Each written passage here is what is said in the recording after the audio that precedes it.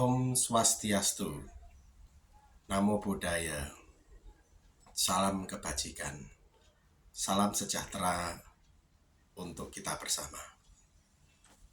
Selamat siang, Bapak dan Ibu. Ketemu lagi dengan Mega Wijaya. Salam justisia, salam otak kritis. Pada kali ini saya akan membahas atau terkait dengan isu di bidang pendidikan, di mana adik-adik kita ini, mahasiswa ini sekarang sedang berteriak-teriak karena biaya kuliahnya cukup mahal dan kenaikannya cukup fantastis, lebih dari 100% ya. Itu sungguh luar biasa. Dan yang lebih menghebohkan lagi adalah dari permasalahan ini kemudian ditanggapi oleh pemerintah, dalam hal ini dari Sekretaris Ditjen Dikti Kemendikbudristek ya. Mereka menyampaikan bahwa pendidikan tinggi itu adalah pendidikan tersier, jadi bukan wajib belajar. Artinya tidak seluruhnya lulusan SLTA, SMK itu wajib masuk perguruan tinggi. Itu sifatnya pilihan. Pernyataan itu menjadi sebuah jawaban dari banyaknya mahasiswa adik-adik kita ini yang demo karena kenaikan biaya kuliah yang cukup signifikan. Akhirnya menjadi pro dan kontra itu. Ini sekarang di tahun 2024 ya Bapak dan Ibu, bahwa pendidikan kita saat ini di mana masyarakat, dalam hal ini adalah calon-calon pemimpin bangsa, itu mendapat komentar dari pemerintah, yang mana pemerintah ini harusnya mensupport adik-adik kita ini. Nah, sekarang saya mau bicara mengenai sebenarnya bagaimana pendidikan kita ini. Gitu. Bicara mengenai pendidikan itu sebenarnya dari waktu ke waktu itu terintegrasi dan harus naik dari waktu ke tahun ya, dari waktu ke waktu atau tahun ke tahun itu harus mengalami kenaikan dalam bidang apa? Kenaikan dalam bidang kelulusannya, kenaikan dalam bidang kesetaraannya, kenaikan dalam bidang kualitas pendidikan. Kita mulai atau kita tarik dari tahun 1945 sampai tahun 2024 secara garis besar saja. Ya, tahun 1945 banyak orang-orang Indonesia itu yang dulu masih bersekolah itu dari sekolah yang dibuat oleh pemerintah Hindia Belanda pada saat itu. Yang ikut berpendidikan di situ dari seluruh rakyat Indonesia itu tidak banyak Bapak Ibu. Kalau kita lihat ya, Pak Karno atau Insinyur Soekarno ini ya salah satu orang berpendidikan di zaman itu yang jumlahnya tidak banyak, di mana di bawahnya rakyat Indonesia itu banyak sekali yang tidak mengenyam pendidikan sampai ke level universitas, seperti titel yang dijabat oleh Pak Karno yaitu sebagai insinyur. Nah, itu berlangsung terus cukup lama begitu. Dan juga pada saat itu banyak sekali banyak dalam arti kata segmented ya. Itu orang-orang kaya kita yang dulu kuliah di Leiden, Belanda, kemudian pulang ke Indonesia menjadi menteri dan lain sebagainya. Tapi itu segelintir saja Bapak dan Ibu. Nah dari situ berkembang, masih dengan range bahwa lulusan pada saat itu, lulusan universitas itu tidak banyak. Tahun 65, tahun 70-an, itu orang dengan gelar S1 itu sudah bisa memegang tampuk-tampuk pemerintahan sebenarnya. Luar biasa, karena ya pada saat itu yang paling tinggi cuma S1 aja Bapak Ibu. Levelnya kan gitu. Lalu kemudian disusunlah suatu pendidikan ya masuk ke tahun 90-an. Itu S1 masih banyak marak gitu. Lalu kemudian ditarik ke tahun 2000-an ini, di mana lulusannya diharapkan harusnya sudah banyak S2-nya. Gitu. Nah, 30 tahun ke depan itu harapannya lulusan S3-nya banyak Bapak dan Ibu. Tetapi masalahnya adalah di tahun 2024 yang harusnya S2-nya itu seperti kacang goreng, ya, itu justru sekarang pemerintah itu tidak mensupport akan hal itu. Justru pendidikannya anak-anak adik-adik kita yang S1 ini dikebiri dengan ya uang pendidikan yang melonjak cukup signifikan. Itu artinya apa? Ya membiarkan bangsa ini, Indonesia itu mindsetnya, cara berpikirnya itu adalah cara berpikir anak S1 yang itu dimana tahun 45 sampai sekitar tahun 90-an sudah banyak Bapak dan Ibu gitu. Nah sekarang itu harusnya banyaknya itu mindset cara berpikir anak-anak yang mempunyai mindset cara pikir pendidikan S2. Karena harusnya harapannya Indonesia itu 30 tahun ke depan cara mindsetnya itu adalah doktoral. Begitu. Tetapi di sini di tahun 2024 yang harusnya S2 itu seperti kacang goreng. Nah, sekarang malah ya kalau kamu punya uang ya bayarlah, kalau enggak ya sudah. Karena ada satu opini yang digiring oleh pemerintah, ya.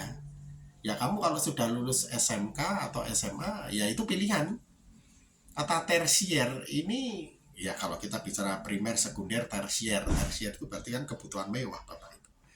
Pendidikan itu menjadi kebutuhan mahal, menjadi kebutuhan mewah, di mana itu tidak boleh sebenarnya. Karena sebenarnya pendidikan itu fundamen peradaban.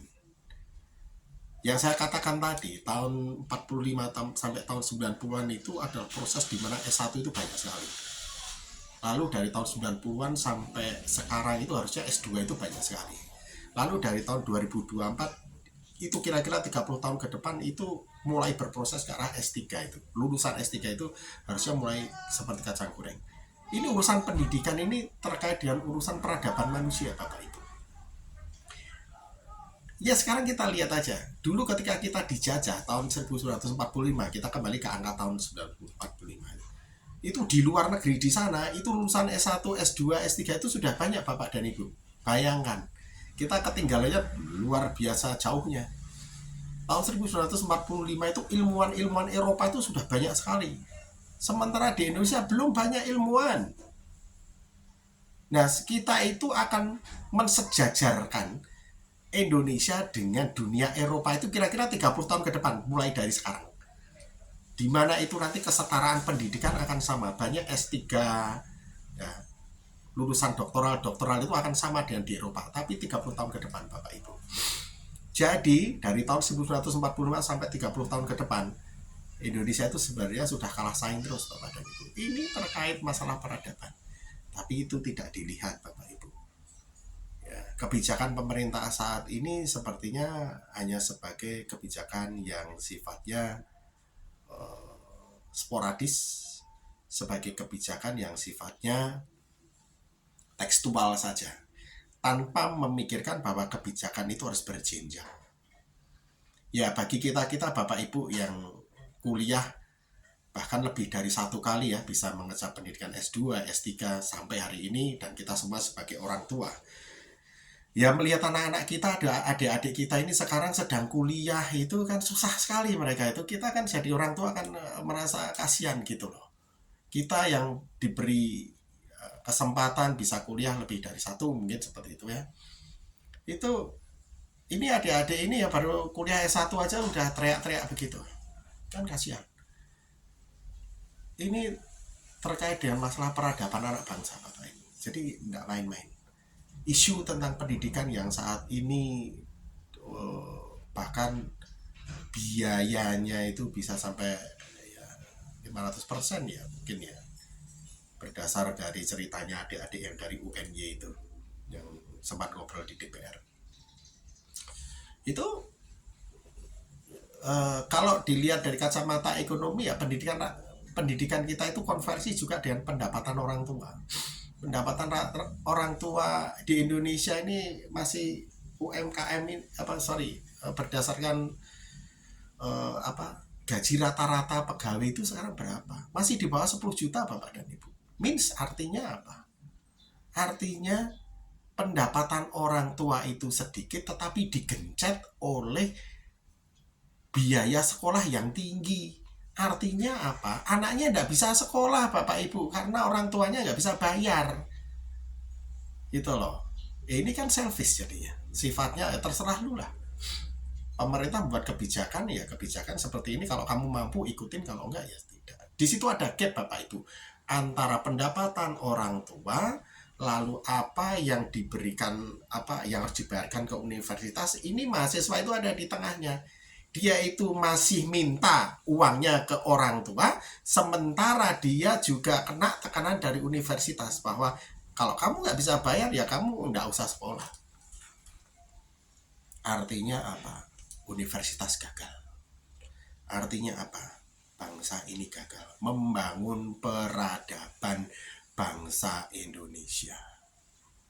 Kalau banyak yang protes wajar, banyak yang komplain wajar. Kami ini sebagai orang yang teredukasi sejak lama ya, yang saat ini mungkin juga sudah sebagai orang tua yang juga membiayai anak-anak kita untuk kuliah, ya ikut teriak juga. Karena apa? Banyak sekali resesi mikro dan makro yang saat ini terjadi. Kelihatannya ya tidak kelihatan, tapi sebenarnya terasakan. Apalagi kemarin kita habis pemilihan presiden itu kan cukup lumayan panas ya, dan efeknya sampai sekarang banyak tuh gitu. Nah, saya nggak akan masuk ke ranah politik maupun hukum, tapi hari ini saya mau bicara masalah pendidikan. Ini penting Bapak Ibu untuk kita sadari bahwa yang namanya pendidikan itu terkait peradaban. Pendidikan itu terkait dengan cara pikir. Cara pikir terkait juga dengan cara memutuskan masalah. Kalau anak-anak bangsa ini cara memutuskan masalah yang dia hadapi itu masih dengan tangan, otot, ya berarti kita siap dijajah lagi Bapak dan Ibu. Tetapi kalau menyelesaikan masalahnya itu adalah dengan mindset, dengan nalar, dengan kecerdasan, artinya adalah kita bisa bersaing dengan bangsa-bangsa di luar sana. Di mana namanya teknologi, high tech, ya, semuanya itu adalah terkait dengan kemampuan nalar dan pendidikan yang tinggi.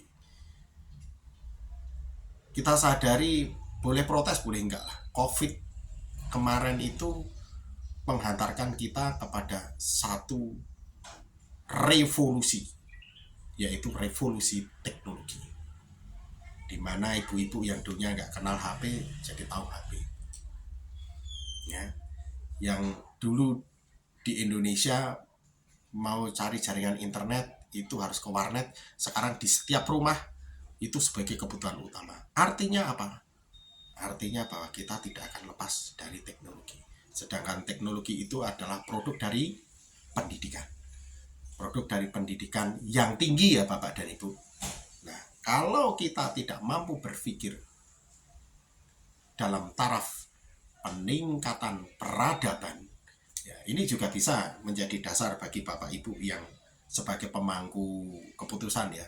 Kalau Bapak Ibu nanti ya dalam arti kata yang membuat keputusan, silakan dipikirkan bahwa keputusan itu bukan hasil keputusan yang penting Bapak suka, yang penting saya suka. No, dipikirkan jauh-jauh bahwa keputusan yang dibuat itu harus keputusan berjenjang. Seperti yang tadi saya sampaikan, 30 tahun ke depan Bapak dan Ibu, baru kita mungkin bisa setara. Asal dan jika lulusan kita itu levelnya sudah S3-nya itu kayak kacang goreng. Tapi nggak tahu ya, kalau 30 tahun ke depan itu masih ternyata lulusan S3-nya itu bukan kacang goreng, berarti kita mundur lagi, dan kita semakin ketinggalan dengan bangsa Eropa. Jadi ini harus menjadi perhatian utama bagi kita bersama. Demikian ulasan saya mengenai pendidikan, peradaban, kritisisme, dan juga kebijakan.